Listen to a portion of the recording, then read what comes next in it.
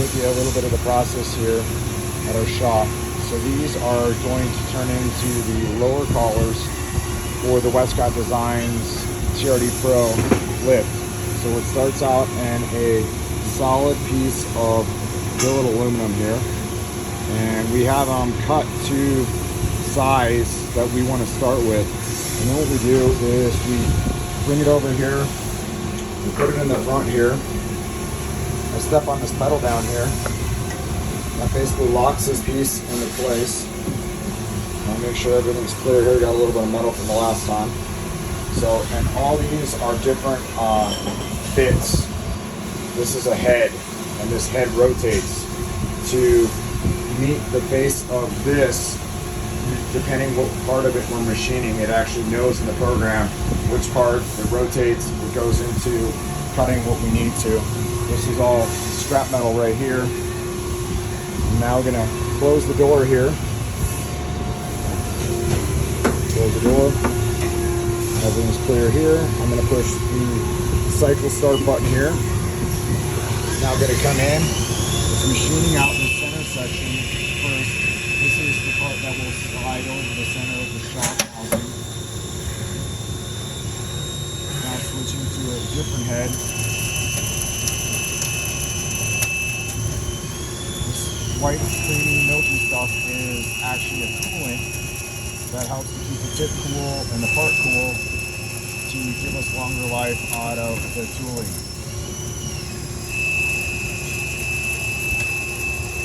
Down here indicates on how much load is on the machine. As it starts in, you want to try to keep it in the green area. This is the program here that it's running through. So as it goes through each step of the program, it obviously rolls through. Down here, it tells us how far into the process it is. It's 52 seconds. The last time we ran this part, which is just a minute ago, it took 2 minutes and 8 seconds. It's got a minute and 7 seconds left.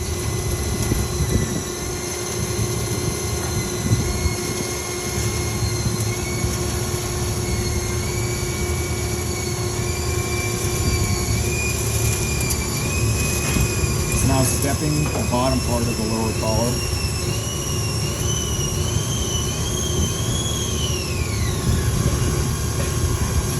Now changes head. It's going to come in with a more fine finish head, and it is going to put the finishing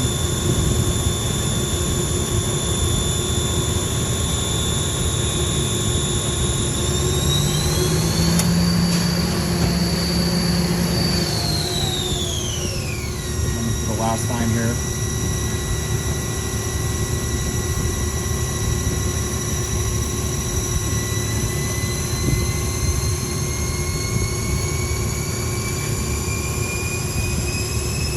See it slows down. It usually is right around 3,600, and now it's down to 22, and now it is finished its process, letting us know that.